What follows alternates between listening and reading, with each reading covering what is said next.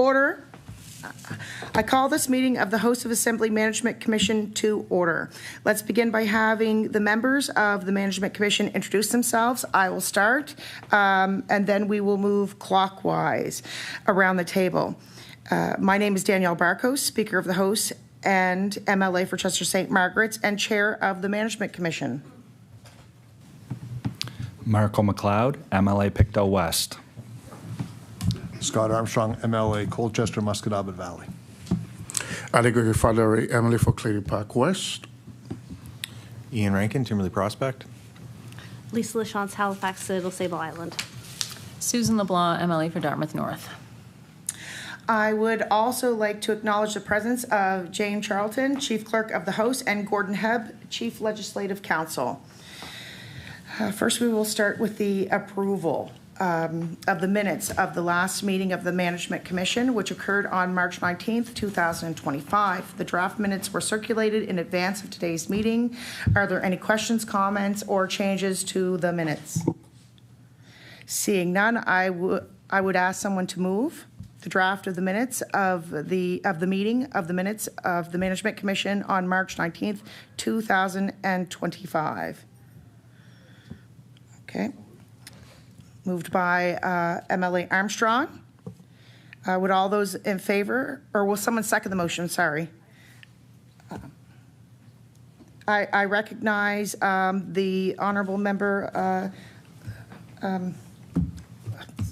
Halifax, Little Sable Island. Sorry. No worries. So actually, I'm happy to move them because I don't think you were present at that meeting, so you can't move the minutes. Okay. So I'll move the approval of the minutes for the meeting. Thank you. Thank you. Do we have a seconder? Oh, were you there?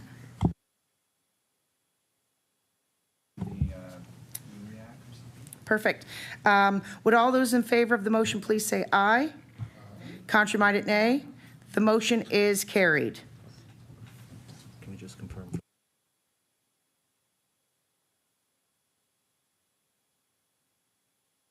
Just to confirm, the mover was MLA LaChance and the seconder was MLA McLeod.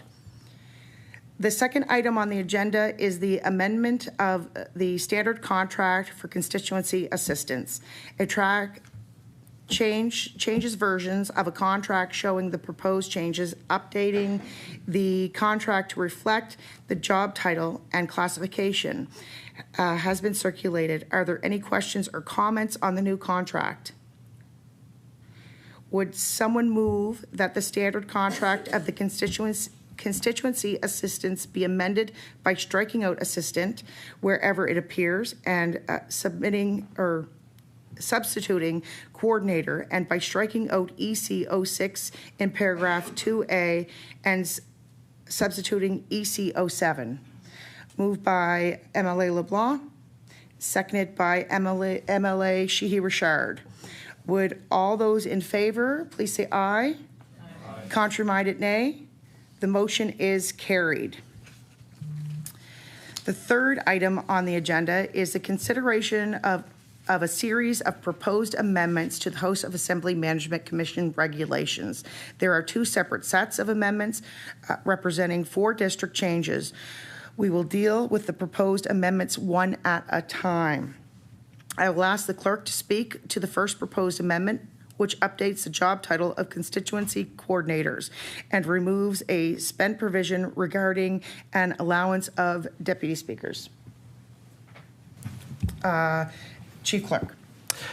Thank you, Madam Chair. So this is a pure housekeeping measure.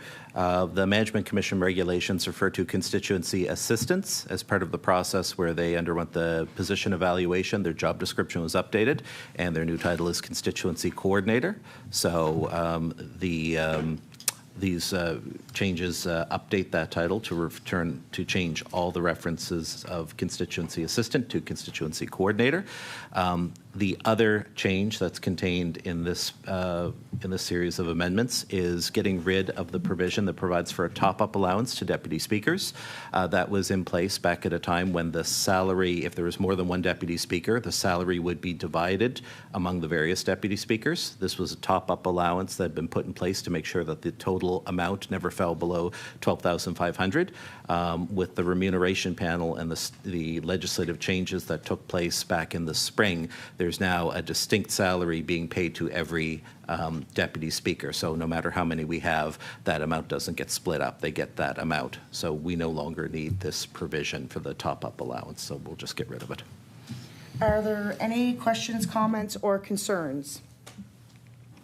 Would someone move that the proposed amendments to the House of Assembly Management Commission regulations to update the job title of constituency coordinators and to remove a spent provision regarding a top-up allowance for deputy speakers be approved? Moved by MLA Sheehy Richard and seconded by MLA Fadare. Would all those in favor of the motion please say aye? Aye. Contrary-minded, nay. The motion is carried. I will ask the clerk to speak to the second proposed amendment, which relates to third-party rebilling and to electricity consumption in the previous fiscal year where the bill was received after the year-end cutoff. I recognize the clerk. Thank you, Madam Chair. Okay, this is going to be fun because it's a little bit complex. It's a matter relating to the claims, and it's actually two distinct matters. I'll start off by maybe talking about the electricity utility provisions there. This really comes about as a result of the security breach at Nova Scotia Power that resulted in some significant delayed billings. What we've started to see is MLAs either at constituency offices or perhaps at their Halifax accommodations if they're outside members, receiving bills past the year-end cutoff for the previous fiscal year that relate to power consumed in that fiscal year. Our rule in the Management Commission regulations is that a cost is incurred when the goods or services to which it relates are received. So in this case, power. When you get a power bill, some of it is attributable if it's for the period, let's say from March or February to April. Everything before April 1 is attributed to the previous fiscal year, and everything after April 1 is attributed to the new fiscal year.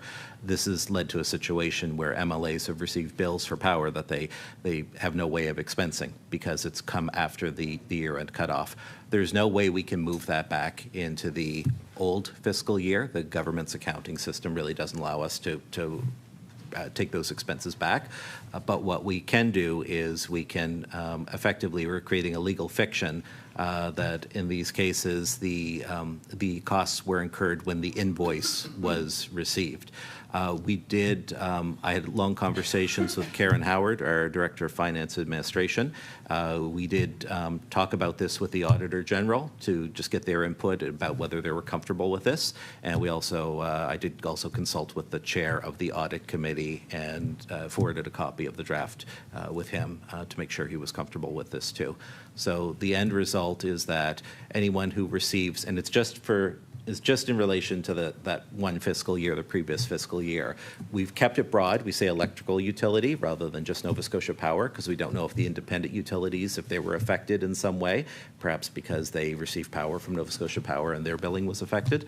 But what we've done is basically provided for that last fiscal year, if you receive an invoice after the year-end cutoff, you can expense that cost in this fiscal year. So. Oh, and the other part is the third-party rebilling. So I'll quickly mention that as well. Absolutely. Unless was there a question?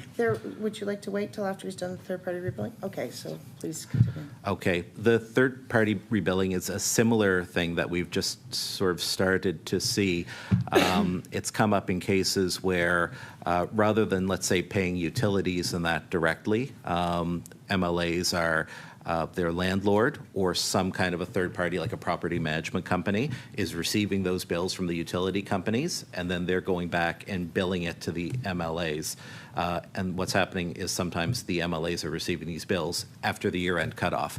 I had a bit of experience myself the last time I was a tenant and was living in Alberta. The property management company where I was, they would send me the bill, so I would get a bill for February's electricity in July or August, and I couldn't figure out why I'm getting it so late. Again, the issue is MLAs were being unable to expense these amounts because they were so late as to come after the year-end cutoff. So we're creating, just in the case of third-party rebillings, in relation to the MLA's leaseholds authorized under the regulations. So your constituency office leases and outside member apartments. In those cases, if there's a third-party rebilling for a utility or for property taxes or something like that, in relation to that leasehold interest, it will be deemed that the cost was incurred when the invoice was received, so that the MLA can recoup those costs from from the appropriate budgets. Are there any comments? I recognize MLA LaChance, MLA LeBlanc. Thank you. I just wanted to know from the clerk, is there a ballpark of the amount of the extra, not the extra cost, but the costs from the Nova Scotia, the delayed electricity bills? I recognize the clerk. I don't have an amount, but from my conversations with the director, I don't think it's at this point a very large amount. A lot of the cases, it's just a small portion of the previous fiscal year where we would have seen some of it. So my guess is this amount is probably somewhere in the hundreds or maybe 1,000, maybe the very low thousands collectively. It's not a large amount. This shouldn't make a big difference. Certainly for the Nova Scotia Power amount. The rebillings, though, that provision is meant to be kind of permanent. It will continue on because we do foresee this continuing to be an issue for members, but it's relatively small amount. MLA McLeod. So will this rule change be retroactive? I recognize the chief clerk. We don't have the authority to make retroactive rule changes, but from my perspective, we're creating a prospective change that will render expenses that were not eligible now eligible. So we do believe that anyone who was affected should be able to now. Before, you would not have been able to submit a claim. If you had claimed it, it would have been turned down. It simply wasn't an eligible claim. It's an eligible claim. It will be an eligible claim now. So we believe we can make all of the members whole. MLA McLeod. So to put it in plain language, will I be reimbursed for my power bill earlier this spring? Because I was one of the affected offices. Yeah, you have to. I recognize the chief clerk. Yes, I think you'll need to submit a new claim because it wasn't an eligible one before, but now it is eligible, so you should be able to commit it. You should be able to do it, and any other members affected. So please let your caucuses know if anyone else was, because I know there were some other members affected. And this also goes for apartments. I recognize the chief clerk. Correct. This would relate to bills in relation to your to outside members' apartments as well. So if anyone was affected with that, both the third-party rebilling and the electricity utility provisions that are specific to the previous fiscal year. Perfect. Any more questions or comments? Okay. Would someone move that the proposed amendments of the House of Assembly Management Commission regulations to consider costs for third-party rebilling to be incurred when the invoice is received and to deem costs of electricity consumption in the previous year where the invoice was received after the year-end cutoff to be incurred when the invoice is received be approved? I recognize MLA McLeod. Do I have a seconder? I recognize MLA LaChance. Would all those in favor of the motion please say aye? Aye. Contrary-minded, nay. The motion is carried. The fourth item on the agenda is a review of the financials from the first and second quarter of the 2024-2025 fiscal year, as well as the parliamentarian year-end results. Preliminary year-end results. I will ask the chief clerk to speak to this matter. I recognize the chief clerk. Thank you. So, as I mentioned, I'm not sure if I mentioned everyone, our Director of Finance and Administration is unable to be with us today, so you're stuck with me. I apologize for that. I just wanted to give you a heads up. The reason we're looking at the first and second quarter report, those were reviewed by the Audit Committee last October. By the time we had our next Management Commission meeting after the election, the Audit Committee had met again and reviewed the third quarter financials. We put the third quarter financials to the Management Commission, but we totally forgot about the first and second quarter because they had gone by. However, we do need to formally present them. So they've been circulated. There was nothing out of the ordinary in there that we had any concerns with. The Audit Committee was fine with it. Everything was right on track. We were, at the end of the first quarter, we had spent 24% of the annual budget. At the end of second quarter, we were at 46%. So unless there's any questions, I'll move on to the preliminary year end. Okay, seeing none. So our preliminary year-end numbers, they're also very good. The things I would want to highlight for you, it does show us being over budget at 101%. However, the largest, by far the largest area, and this completely accounts for us being over budget, we would be in a surplus without it, was members' indemnity and expense allowances and constituency expenses. And a lot of that related to the election, because in the case of after election defeated MLAs or MLAs who did not reoffer receiving transition allowances, things like that. Also the way the MLAs are paid, kind of being paid to the end of the month, and then being new MLAs, their pay starting at the beginning of the month, results in some periods where there's effectively a double payment. All of that adds up, and that's what put us into a deficit position. Those amounts, we adjusted our forecast, so we actually came in at 98% of the forecast, and of course we received additional money from Treasury Board to cover off those unexpected expenses. Otherwise, everything was as you would want to see.